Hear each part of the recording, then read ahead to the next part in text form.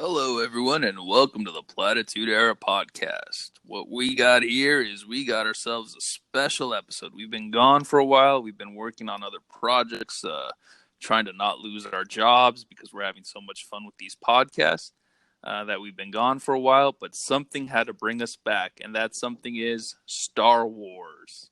So the new trailer came out for Star Wars, The Rise of the Skywalker. The Rise of Skywalker. Was released Monday, October 21st, 2019, during Monday Night Football.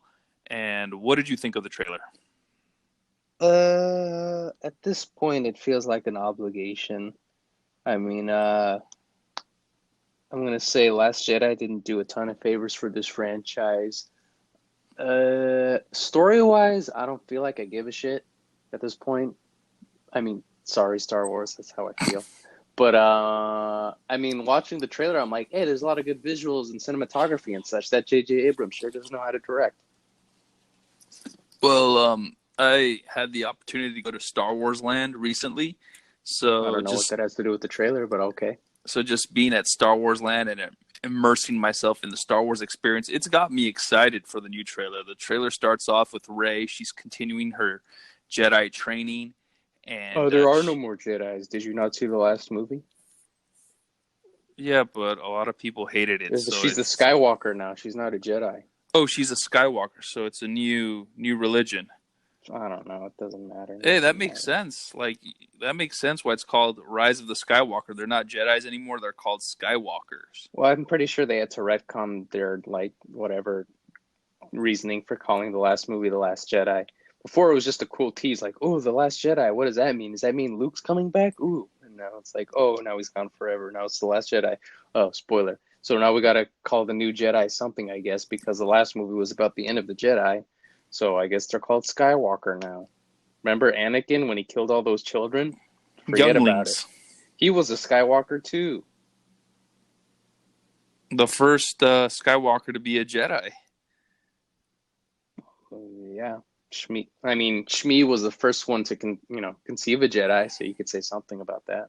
Oh, wait, Princess Leia, isn't she a Skywalker? So she's the last Skywalker? I don't know. She's dead, but not really. I don't know. It's all very confusing. So if they win the big battle, then it's the Rise of Skywalker, Princess Leia. I don't know. She didn't seem terribly interested in learning the ways of the Force. So, anyways, except when she flew through space in that movie.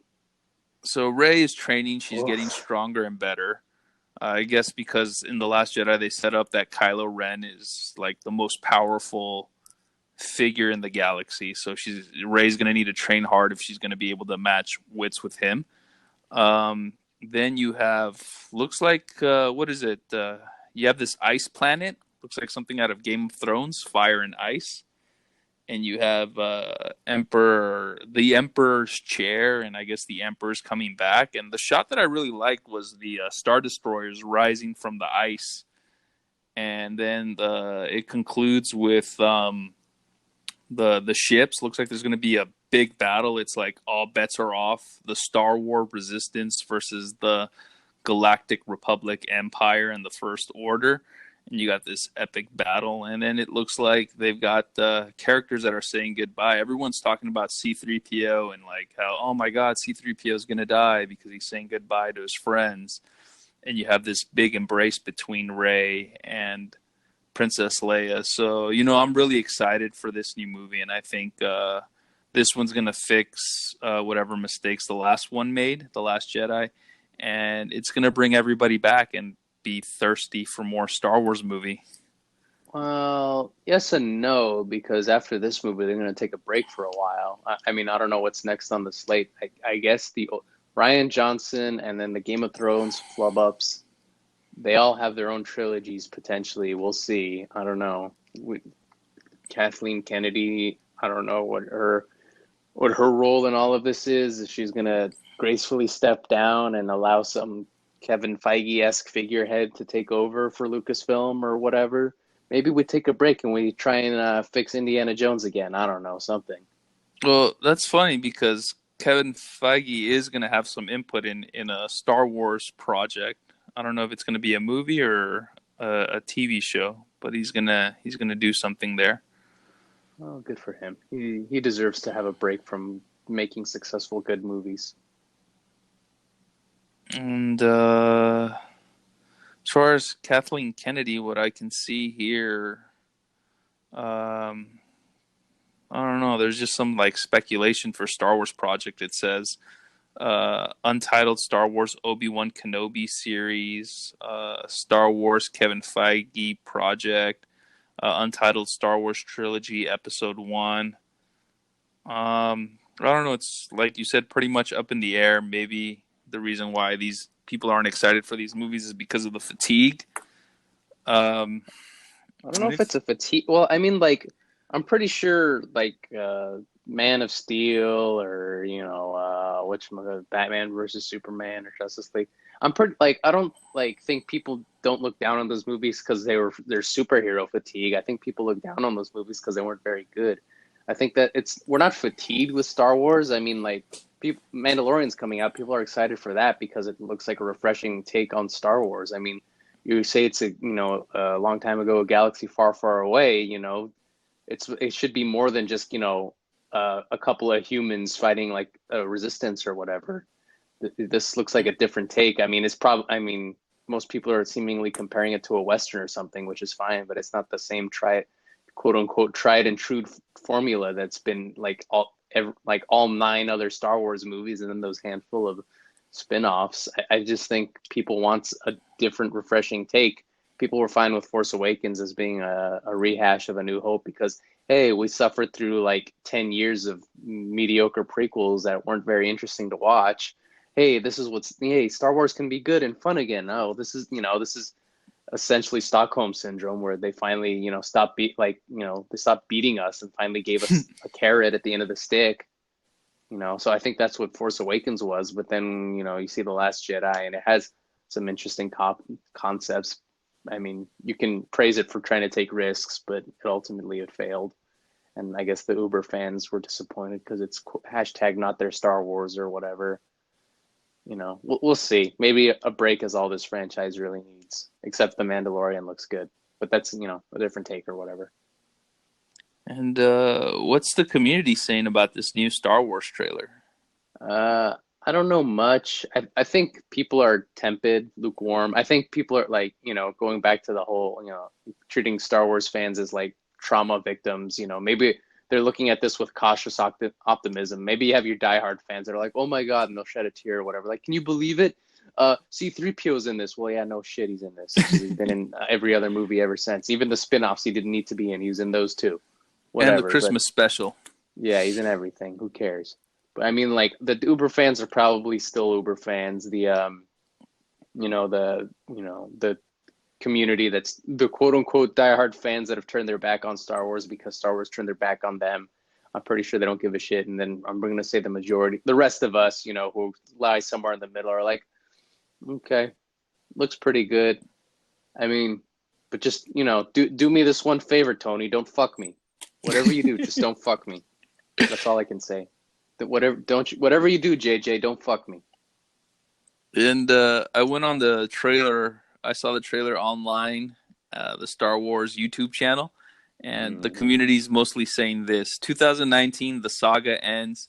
2021, insert your own Star Wars story. Like one of them is what is it? 2019, the saga ends. 2021, Star Wars stories: the tragedy of Darth Plagueis the Wise. 2019, the saga ends. 2021, Maz Eisley, Cantina Band Origins. Okay. And then you got that one guy. He's like, man, if I see one more, the saga ends and then ... I'm gonna lose it. Yeah, but I mean, Star Wars. I mean, you don't pour in $17 quadrillion into a land at two different Disney parks and just have a franchise end.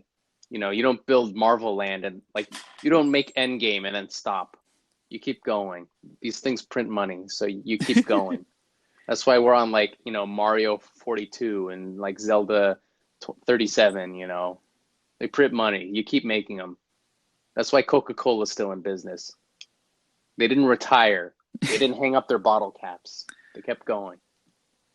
Now, any theories? Now we're in the theory section and possible spoiler if we do guess right or if the community guesses right based on their theories, it could be considered spoilers. Well, here's my two caveats with theories or whatever is A, I don't care that much anymore. I mean, like, you have Endgame. People are excited for Endgame because you have 10 years of leading up to this storyline and connective tissue. And that's what the problem with this is like, because Last Jedi was such a diversion that it doesn't like the Emperor's back, but nothing would suggest that he was coming back. I mean, I'll watch this movie and then some dork theory fans or whatever are going to come up with a video that says, oh, uh, Emperor Palpatine was teased to be in this movie the whole time. Well, shut the fuck up. Nobody thought Palpatine was coming back. They're retconning him in because they need something, because Snoke died and they need something. I mean, I don't know. I don't know. It's kind of like with Game of Thrones. You watch the end and you can't really rewatch the beginning because of how borked the middle was or whatever. That's how I feel like. I'll watch this the one time. Hopefully it's good. I mean, visually it looks stunning. It looks, just J.J. Abrams, as I said before, it looks like good. He's a good director. I don't think he'll disappoint in that aspect, but the story will there's a jungle, which is different from a forest planet. Huh? So it's different. Oh, they're back in the throne room.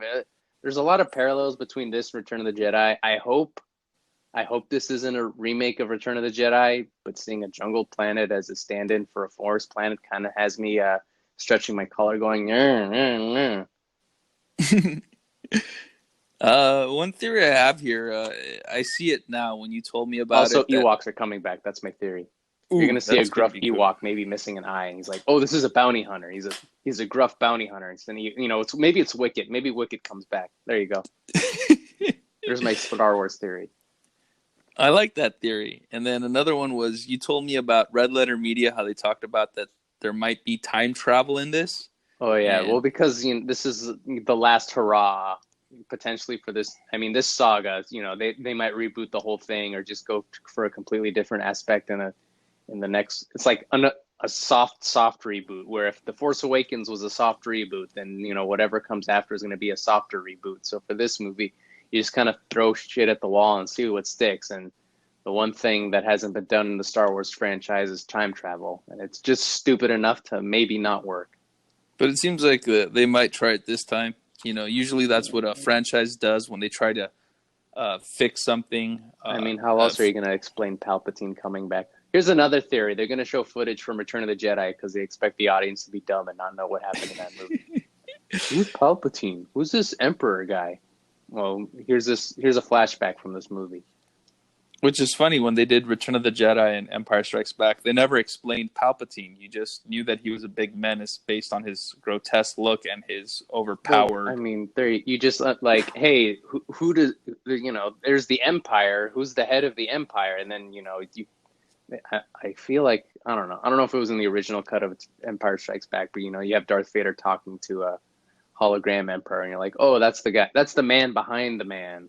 That's the real leader. That's the bad guy. So he was lightly teased in Empire, and then I guess he's the head of the whole operation. So you have to take him down in Return of the Jedi. So I guess that I don't know. Snoke was a fuck up. They should have left him for 3. Rian Johnson sucks. I'm still gonna see Knives Out when that comes out. Hopefully it's good. We'll see. And the reason why I'm thinking time travel and what I've seen in the trailer is, first you have C-3PO who's saying goodbye to his friends. So it seems like they're going to need C-3PO's help to do time travel, kind of like how they used Kitty Pryde in X-Men Days of Future Past.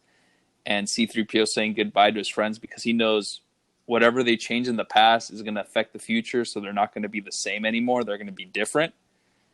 And then I guess whatever they change in the past causes the Emperor to not die, and that's why you start having all these ships rising. The Empire's rising.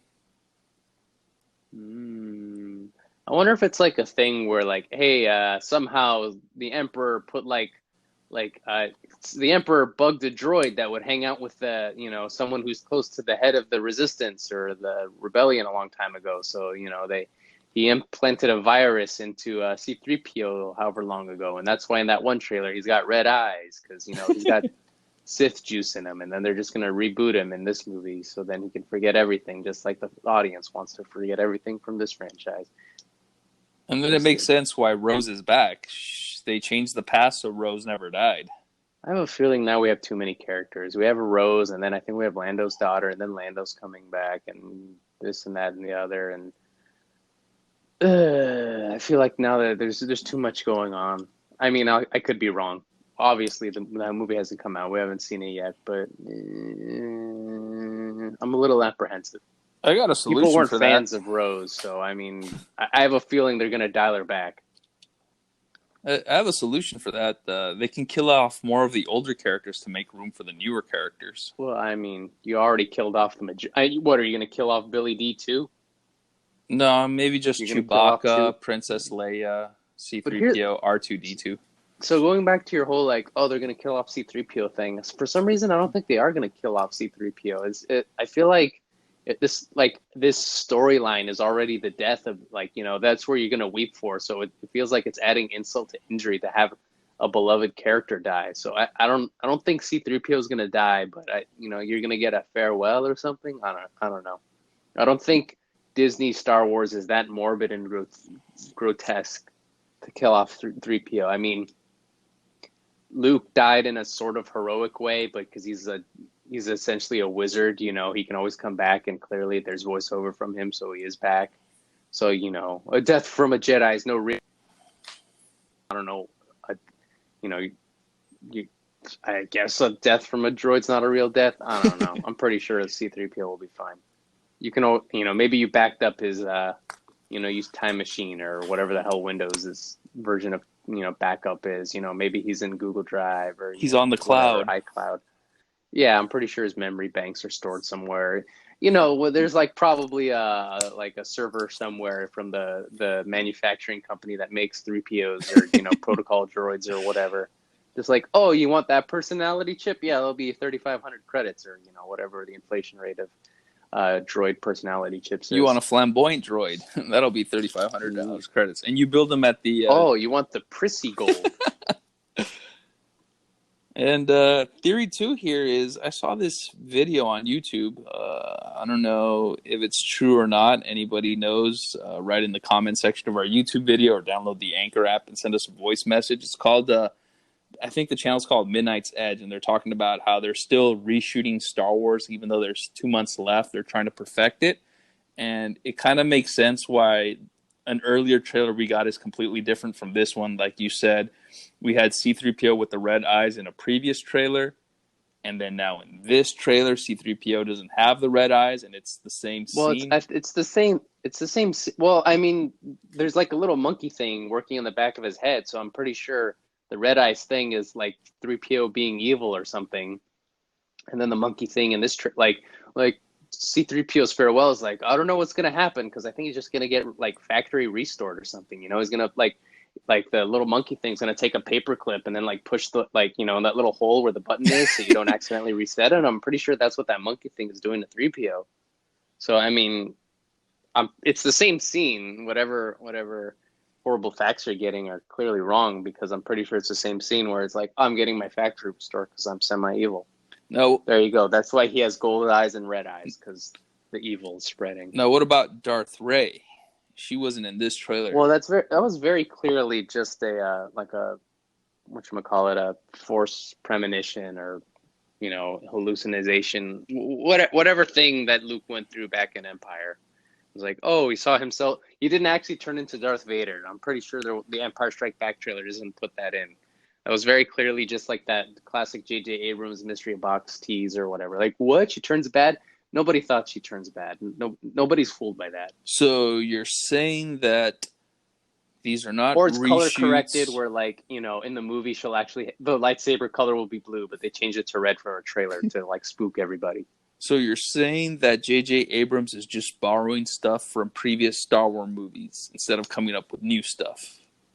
You mean this Star Wars movie is borrowing from previous Star Wars movies? No. Because you said in Empire Strikes Back, Luke fights Vader in a hallucination. In this one, Darth But then Ray. his face is in the Vader helmet. So I'm pretty like I don't think they put it in the trailer, but if they did, people would be like, "What? Darth Vader is a clone of Luke Skywalker?"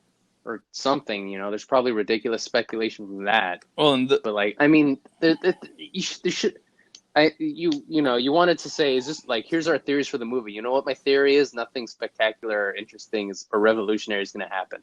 I'm pretty sure people like for months or years or whatever poured over theories for Snoke, and they wound up being debunked because he wound up being nothing. So, whatever Rey hallucination, whatever C-3PO red eyes, whatever those dumb looking horse things at the end of the trailer are, I'm pretty sure there's no point in speculating because they're all meaningless to the story. so, we got a lot to think about here, and we got to wait until December 20th. And tickets are available now. And based on this trailer, I am going to go out and I'm going to buy my ticket. It was like the fastest selling, whatever, record selling on Atom or Fandango or Hulu or, whatever.